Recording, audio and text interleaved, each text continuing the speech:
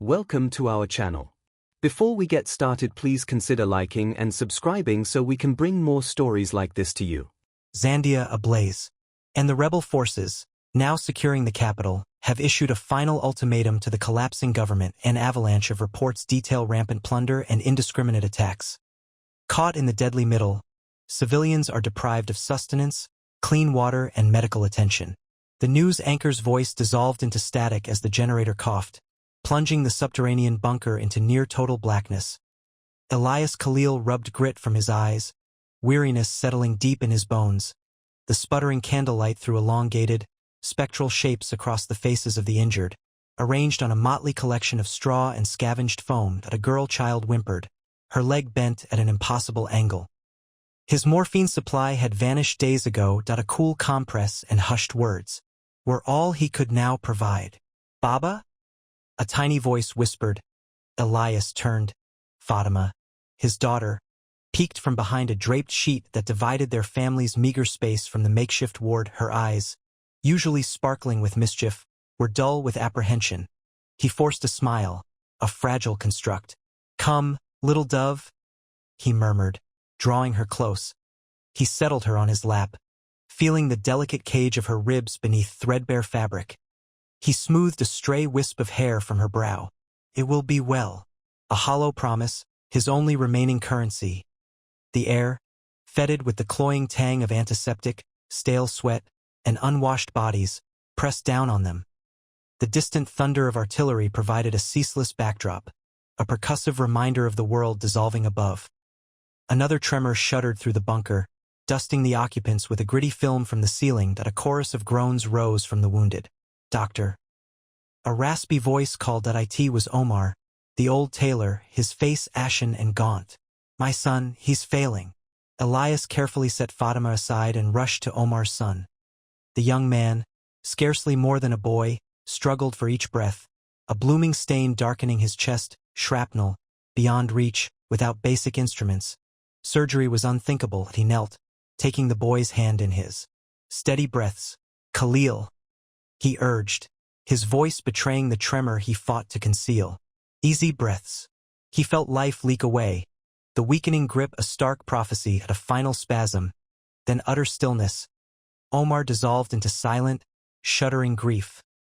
Elias lowered the boy's eyelids, the weight of yet another loss pressing him earthward. His gaze swept the bunker, taking in faces etched with terror, agony, and depletion. He was their physician, their champion, their last vestige of hope, but how much longer could he sustain them? Later, as dusk painted the ravaged city in hues of blood orange and bruised purple, Elias gathered his family for their evening rations. A sparse offering of dates, a heel of stale bread, and a thimbleful of water each, barely enough to survive.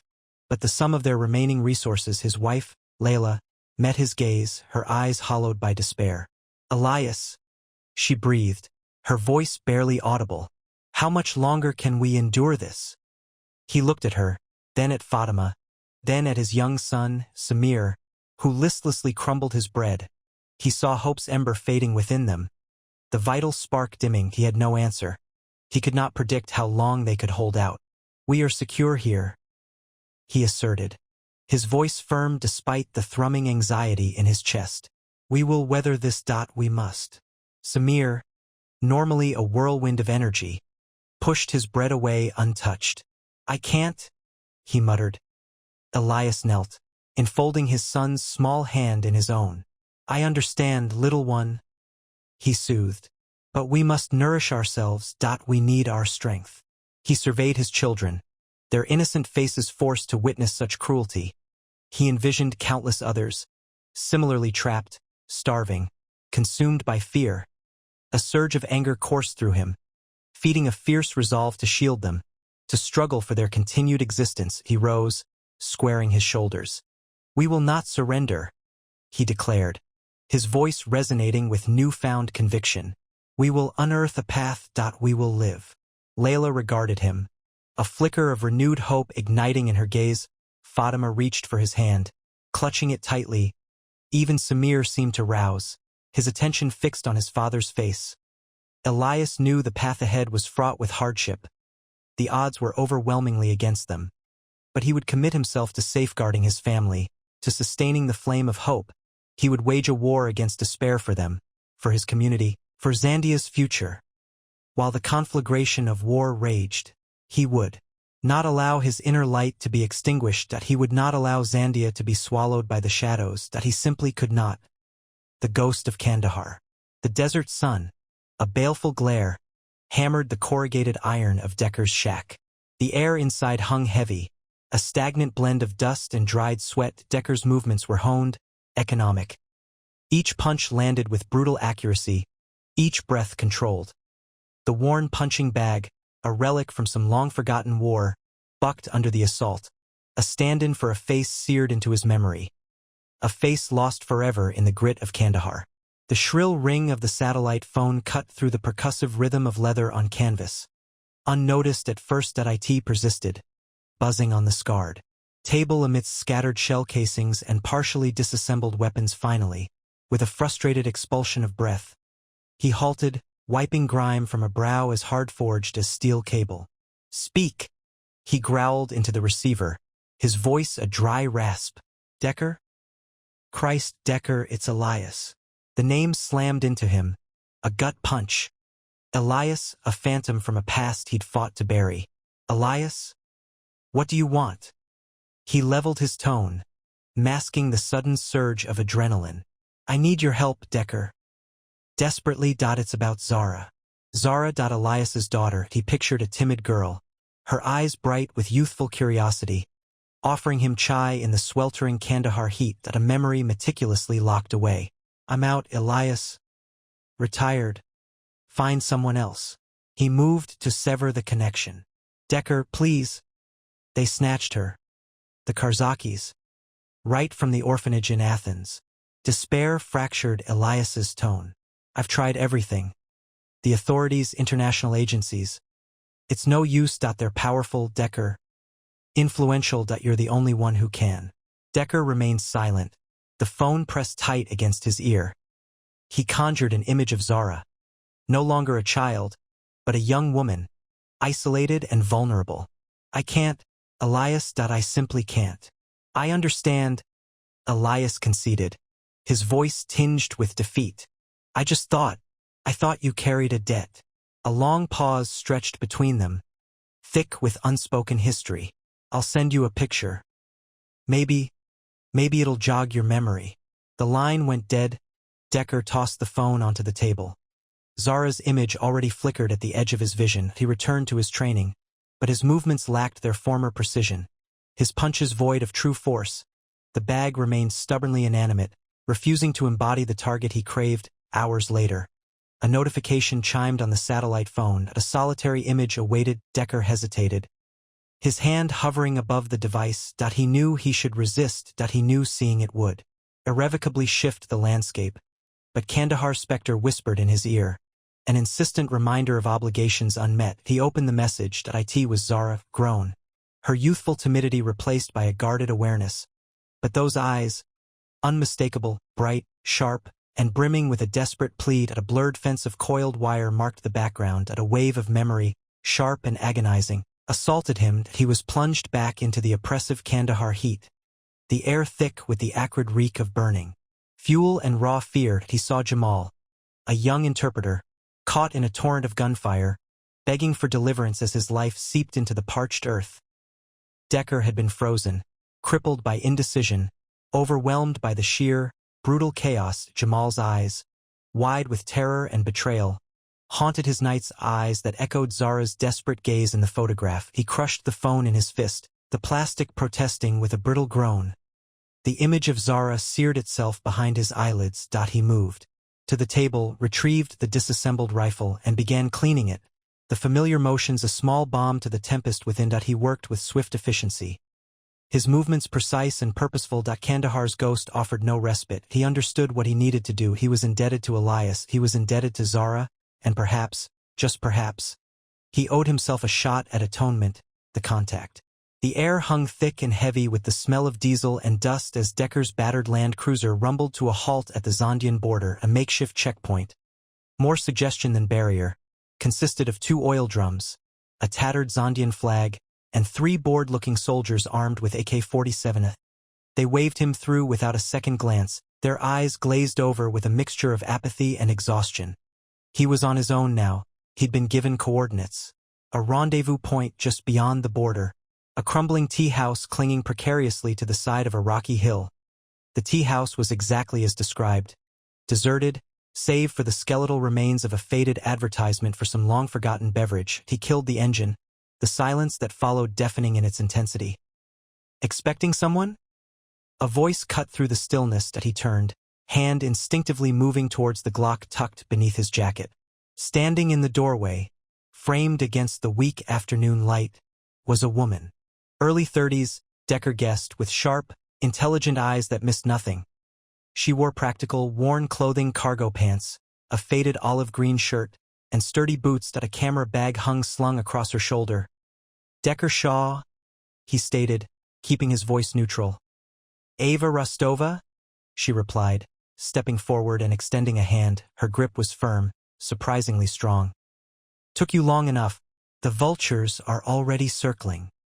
He ignored the jab and shook her hand. Vultures? Warlords? She clarified, gesturing with her head towards the horizon. Zandia's fractured into a dozen different fiefdoms, each controlled by a man who thinks he's the rightful leader. They're all vying for control, and civilians are caught in the crossfire. He followed her inside the tea house.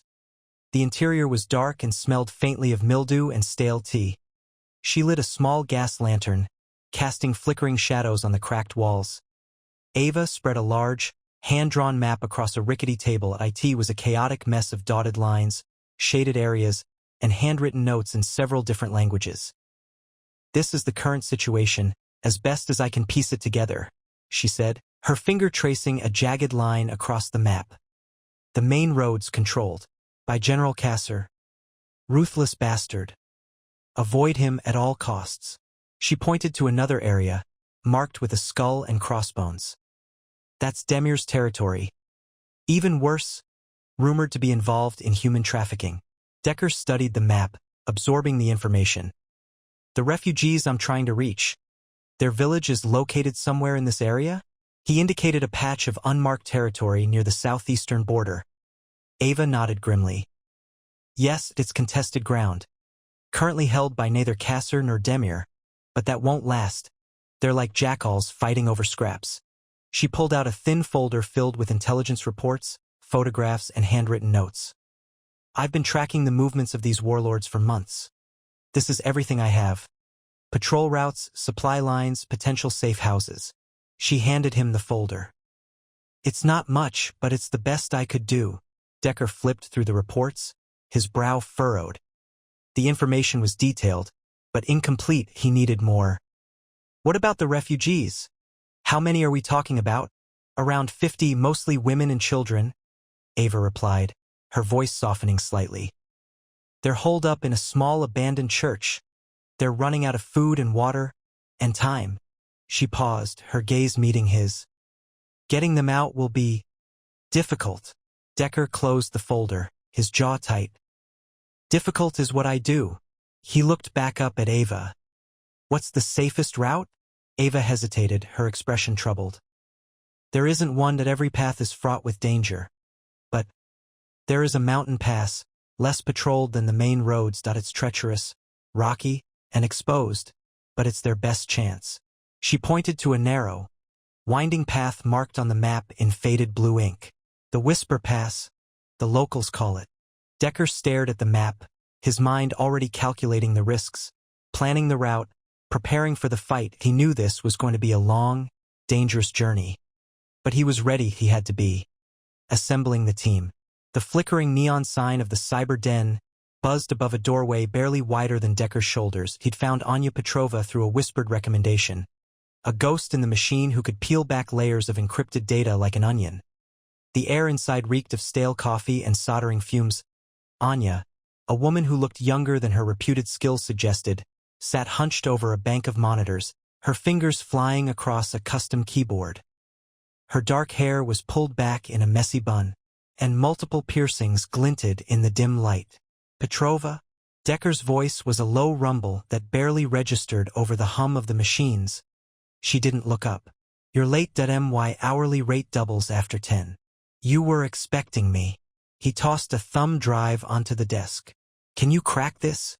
Anya finally glanced up, her eyes, magnified by thick glasses, assessing him with unnerving intensity. She plucked the drive from the desk and plugged it into a port. Within seconds, lines of code cascaded across the screens. Military encryption. Ambitious. The information inside could save lives. Anya's fingers danced across the keyboard, weaving through firewalls and bypassing security protocols. The room filled with the frantic clicks and whirs of her machines. After what felt like an eternity, she leaned back, exhaling slowly. Done. Satellite imagery, troop movements, probable escape routes. Nasty business you're mixed up in, Shaw. I need someone who can monitor comms, track enemy movements, and keep our signal from getting jammed. Anya considered him for a moment, chewing on her lip ring. I work alone, and I don't do rescues. Decker met her gaze.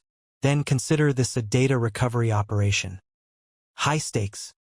Good pay. He slid a thick envelope across the desk. Anya didn't open it, but the flicker in her eyes told him everything. Asterisk, asterisk, asterisk. Dr. Khalil Alamin's clinic was a sanctuary of calm amidst the city's chaos. The scent of antiseptic mingled with the earthy aroma of herbal remedies. Khalil, a man whose face was etched with years of experience and countless sleepless nights, was tending to a young boy with a shrapnel wound. Decker waited patiently, leaning against a wall lined with shelves overflowing with medical supplies. Another victim of senseless violence, Khalil muttered, his voice thick with weariness as he stitched the boy's wound with practiced ease. When he was finished, he turned to Decker. Shaw, I heard you were back. I need a medic, Khalil. Someone with experience in battlefield trauma. Khalil sighed, rubbing his temples. I am a doctor, not a soldier, and I need someone who knows the difference between a pressure bandage and a tourniquet. Decker held his gaze. I know you've seen your share of both. Khalil's eyes, normally warm and compassionate, hardened. This city needs me. I have patients to care for. These refugees need you. They're trapped behind enemy lines. Khalil, children, women, families. The doctor looked away, his gaze drawn to the young boy sleeping peacefully in the cot. What are you asking me to do, Shaw? To save lives. To be the doctor you always wanted to be, not just the one this war has forced you to become. Khalil remained silent for a long moment, then nodded slowly. I'll need supplies, and a promise that you won't get us killed. Finding Omar was the easiest, and potentially the most difficult part. Everyone knew Omar. He was a chameleon. Blending seamlessly into the city's tapestry, he knew every alleyway, every hidden passage, every whispered secret. Decker found him in a dimly lit tea house, playing backgammon with an old man who seemed as weathered as the ancient board between them. Omar, a lean, wiry man with eyes that missed nothing, smiled as Decker approached. Shaw.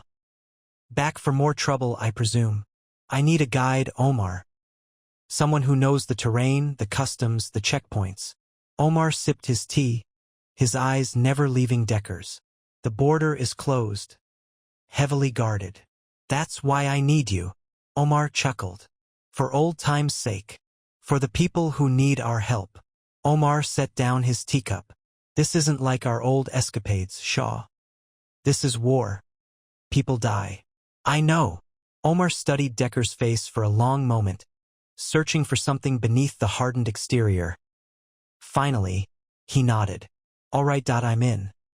But I have conditions. No unnecessary risks. And no leaving anyone behind. Decker met his gaze, a flicker of something that might have been gratitude in his eyes. Agreed.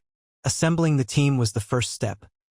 Getting them across the border and keeping them alive was another matter entirely. He felt the familiar weight of responsibility settle on his shoulders. The rescue was no longer just a mission. It was a promise. Into the fire. The razor wire sang a low, mournful note as Decker cut through it. The Zondian border. He glanced back at his team, Reyes, Harper, and Malik, silhouettes against the pre-dawn gloom. Each face was grim, the air thick with unspoken tension. He flicked his wrist, a silent signal to move. They slipped through the gap, melting into the skeletal remains of what was once a bustling marketplace. Buildings gaped open, exposing shredded interiors to the uncaring sky. The air tasted of dust and decay, metallic tang clinging to the back of the throat. The silence was profound, broken only by the crunch of debris under their boots. Ava's intel was right, Harper muttered, his voice tight. Ghost town. Decker held up a hand. Don't get complacent. Ghost towns have eyes. He scanned the rubble, his gaze sharp and unwavering. He trusted Ava's information, but trust only went so far in this forsaken land. They moved deeper into the city, the destruction growing more pronounced with each step. A child's doll, its porcelain face cracked and smeared with grime, lay discarded in the street. Decker clenched his jaw. This wasn't a battlefield. It was a massacre. He pushed the thought down, burying it beneath a layer of cold professionalism.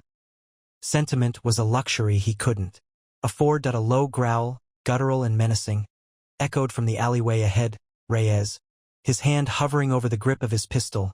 Tensed, Decker signaled them to halt. He crept forward, his senses on high alert. He saw them then, two Zondian soldiers, their faces obscured by helmets, smoking and leaning against a crumbling wall. They were relaxed, almost bored, their rifles slung carelessly over their shoulders. Think they saw us? Malik whispered. Doesn't matter? Decker replied, his voice barely audible. We can't risk an alarm. He assessed the situation in a heartbeat. Too close for a clean shot without alerting the others. He pointed to Reyes and Harper, indicating they should circle around. He would create a diversion. Decker stepped out into the open, his movements fluid and deliberate. He raised his hands, palms open, a gesture of surrender. I am unarmed, he said in rough Zondian, his voice carrying in the still air. We are refugees, seeking safe passage. He looked at Elias, his gaze hardening. You understand. This changes everything. Point one sound. One mistake, and it's over. Elias nodded, his face a mask of grim determination. He picked up his daughter, cradling her gently in his arms. Hope, fragile and flickering, flickered anew in the darkness of the bunker, fueled by desperation and the unspoken promise of a chance, however slim, at survival. The jackal's trap. Heat shimmered off the parched earth as the land cruiser groaned to a standstill before the desolate medical outpost. Abandoned, just as Ava had warned. At a lone, sun-faded red cross, daubed on the corrugated roof, served as a pathetic testament to departed hope. Decker surveyed the baked horizon, hand instinctively hovering near his sidearm. The air pressed down, thick and charged with unseen menace. Elias, family inside, now, Decker commanded, his voice a low rasp. I'll secure the perimeter. Elias Khalil, his features gaunt with weariness, hurried his wife and children from the vehicle. His littlest one gripped his leg, eyes mirroring the desolate landscape. Decker, I owe you everything. Decker merely grunted, already in motion. He circled the small building, every nerve humming. The stillness felt wrong, unnatural. A cold dread tightened his gut. Then, hell erupted. RPGs slammed into the outpost, ripping jagged holes in the sheet metal and showering the area with debris. Decker dove for cover behind the land cruiser as a storm of automatic gunfire tore past Volkov's dogs. He should have anticipated this ambush. Elias down.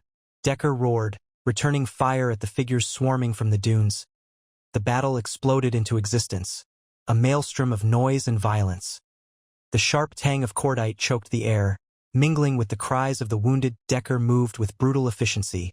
A honed instrument of war, he swapped magazines, spitting out controlled bursts, neutralizing the immediate threats, spotting a flanking attempt.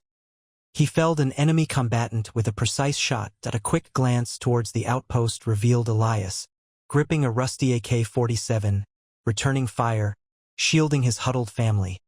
But they were sorely disadvantaged, overwhelmed. They couldn't remain pinned, evacuate. But where to? He lobbed a smoke grenade towards the attackers, creating a fleeting veil. Elias? Western Ridge. Move. Shielded by the smoke, Decker bolted for the building, grabbing Elias's arm. Go! Get your family to the land cruiser. Elias faltered, fear wrestling with resolve in his gaze. I can fight alongside you. Protect your family. That is the fight you have to win. Decker shoved him towards his loved ones. Decker unleashed suppressing fire, enabling Elias and his family to scramble toward the vehicle. He felt the sizzle of near misses, rounds snapping through the air around him. He neutralized another threat, using the opportunity to reload. Then, he sprinted towards the land cruiser, dodging explosions and weaving through the relentless gunfire. He lunged into the driver's seat, adrenaline a surge of power. Brace yourselves. He floored the accelerator, the land cruiser bucking and sliding as it surged forward. Bullets hammered the vehicle as they tore away from the inferno. Decker checked the rearview mirror. Volkov's thugs gave chase, their vehicles churning up plumes of ochre dust. High above the carnage, perched on a rocky promontory overlooking the scene, General Volkov observed the unfolding drama through binoculars. His face was a rigid mask of fury. He had anticipated a swift victory, a clean extermination. But this was different. This Decker represented an unacceptable complication. He's skilled.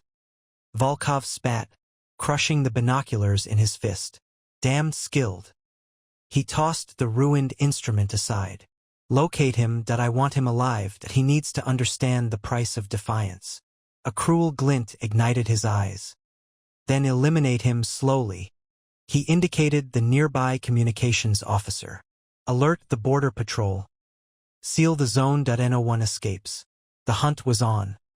And Volkov intended to savor its completion. Mountains of despair. Dust devils danced in their wake as the land cruisers roared away from the medical outpost. Decker, perched on the back of the last vehicle, scanned the horizon. The sun beat down, baking the cracked earth. Behind them, a swarm of black vehicles, Volkov's jackals, were already gaining ground. Faster! Decker yelled over the engine's whine, slapping the roof of the land cruiser. Khalil, pale but determined, gripped the steering wheel. His wife, Fatima, clutched their youngest, little Omar, while their eldest, Salima, stared wide-eyed at the pursuing vehicles. They entered the mountains, the road narrowing, winding precariously along the cliffs. The air grew thin and cold, a stark contrast to the desert heat. Decker felt the familiar knot of anxiety tightening in his gut. This was Volkov's territory. He knew these passes, these hidden trails, better than anyone. Avalanche zone, Khalil announced, pointing to a sign riddled with bullet holes. We need to be quick. As if on cue, a volley of gunfire echoed behind them, impacting the rocks above. Dust and small stones cascaded onto the road. Decker cursed. Volkov wasn't just trying to capture them. He was trying to bury them. They pushed onward, the land cruisers straining against the steep incline. Suddenly, a deafening roar ripped through the air. The mountain trembled. Decker saw at first a wall of rock and snow, unleashed by Volkov's relentless barrage, plummeting towards them. Landslide! He screamed, diving off the vehicle. The world dissolved into a chaos of noise and flying debris. He glimpsed Khalil desperately trying to reverse. Then the earth buckled, and the road ahead vanished beneath a torrent of stone. Silence descended, thick and heavy. Decker scrambled to his feet, coughing up dust. The lead land cruiser, with Khalil and his family, was gone, swallowed by the avalanche. He couldn't see over the debris. He wasn't alone. A handful of refugees huddled nearby. Faces, etched with terror. Among them was an old woman, her eyes clouded with despair, and a young man with a broken arm. We have to find another way, Decker said, his voice hoarse. The others, they'll try to circle back. He knew it was a lie. The pass was blocked and Volkov's men were closing in. Ava would be waiting at the rendezvous point. But they were on their own. The alternate route was a goat track, barely visible on the mountainside. Sharp rocks tore at their boots, and the wind whipped at their faces, carrying the threat of snow. They were running out of water, their meager rations dwindling fast. The old woman stumbled, her strength failing. Decker helped her up, his own body aching with exhaustion. We can't stop, he urged, knowing that every moment of rest was a step closer to death. Days blurred into a relentless cycle of climbing and descending, of hunger and cold. The refugees, weakened and demoralized, began to lose hope. Decker saw their faces in the fading light, the growing acceptance of their fate. He couldn't let them give up. He wouldn't point one morning. They awoke to find the mountain shrouded in fog. Visibility was near zero. The young man with the broken arm coughed. A racking, painful sound. He was developing pneumonia. "We can't go on," he whispered, his voice barely audible above the wind. Decker stared out into the swirling mist. He had led them into this mountain of despair. The weight of his past, the ghosts of those he couldn't save, pressed down on him, threatening to crush him. But he saw the faces of the refugees, their eyes pleading for a miracle. He had to find a way. "There's a village," he lied, his voice ringing with false confidence. "Just over the ridge. Shelter, food, medicine. We just have to keep moving." He didn't know if there was a village. He only knew that he couldn't let them lose hope. That he took the lead, hacking a path through the fog with his knife, his body a shield against the elements. The mountains of despair loomed before them, but in Decker's heart, a flicker of defiance burned. He would not let them be consumed. The border. Whirlwinds of grit and sand pirouette across the desolate village square. A cruel mockery of the deadly scene. Decker, pinned against a decaying wall, coughed up crimson. The rocket-propelled grenade had left its mark. Volkov, a stark figure silhouetted by the sinking sun, advanced, boots grinding on the debris-strewn ground. What had once been a sanctuary was now a slaughterhouse, the vacant windows of abandoned homes like hollow sockets staring into oblivion. "Did you truly believe you could defy me, Shaw?" Volkov's voice, laced with contempt, reverberated through the plaza. "That you could pilfer what is rightfully mine?" Decker offered no reply. Words were worthless with a brute like Volkov. He needed to stall, to buy Elias and the others precious minutes to reach the haven of the checkpoint. He fumbled in his vest, extracting his last flashbang. He hurled it skyward. The world erupted in blinding white, disorienting Volkov and his remaining thugs. Decker seized the opportunity, weaving through the skeletal remains of buildings, using the wreckage as fragile cover. He knew this reprieve would be brief. He'd laid a few nasty surprises. Tripwires rigged to salvaged grenades, sharpened stakes concealed amongst the rubble. Primitive, but potentially lethal. He heard the anguished cries as Volkov's advance guard blundered into them. Over the comms, Elias's breath hitched and shuddered. "We're almost there, Decker. Just almost." Volkov's composure fractured. A primal roar ripped from his throat, a sound that chilled Decker to the bone. He surged forward, his men spreading out like a hunting pack, systematically scouring the ruined village. Then, deliverance arrived. The shattering scream of engines tore through the stillness. Ava, piloting the souped-up land cruiser, roared into the square, spitting lead from mounted guns. Two more vehicles, crewed by the remnants of their ragtag team, followed in her wake. The unexpected barrage threw Volkov's forces into disarray. "Get them to the border!" Ava's shout, a fierce cry above the din, cut through the chaos. "We'll hold him." Decker understood that they couldn't contain Volkov indefinitely. This had to end, and it had to end now. He materialized from the shadows, locking eyes with Volkov's furious gaze. The warlord's face, a mask of apoplectic rage, pulsed with bulging veins. He cast aside his rifle, unsheathing a viciously curved knife. "This concludes here, Shaw." Decker steeled himself. This wouldn't be a battle of bullets. This was personal vendetta rendered manifest. The struggle was a brutal ballet of desperation and unleashed power. Volkov, a mountain of muscle fueled by years of cruelty, possessed brute strength. Decker, bruised and spent, relied on honed skill, pure instinct, and a simmering fury. He evaded the first swipe, the razor edge singing past his ear. That he countered with a brutal punch, connecting squarely with Volkov's jaw. Volkov stumbled, but recovered quickly, his eyes blazing with pure animosity. He lunged again, the knife a silver glint in the dying light. Decker deflected, the blade carving a shallow furrow across his forearm, ignoring the searing pain. He anticipated Volkov's next move, reading the intentions behind the savage attacks. He glimpsed a sliver of opportunity at a deceptive feint left, then right, unsettling Volkov's balance. He seized the warlord's wrist, twisting with excruciating force, bone grinding against bone. The knife skittered across the ground. Volkov bellowed in agony, struggling to break free. Decker refused to relent. He slammed Volkov against the ravaged wall, the impact causing more stone to crumble and crash. He unleashed a torrent of blows, each strike a hammer blow fueled by the ghosts of Volkov's victims. He finished it with ruthless efficiency. Volkov slumped to the ground, a broken heap. His reign of terror extinguished. He lifted his head, finding Elias and his family huddled at the border. Checkpoint, a phalanx of heavily armed guards barring their path. Ava and the others provided withering cover fire. Pinning down the guards, Decker sprinted toward the checkpoint. His body a symphony of protest. He reached the barrier just as Elias faltered. "Go!" Decker roared, shoving Elias forward with all his remaining strength. "Get them across." Elias met Decker's gaze, his features etched with gratitude and profound worry. "Thank you," he rasped, his voice choked with emotion. Decker simply nodded, his gaze locked on the distant border. Elias, clasping his children's hands, crossed the threshold. The tide of refugees followed, their faces awash with disbelief and nascent hope. They were secure. They were liberated. Decker watched them vanish, a faint flicker of a smile gracing his lips.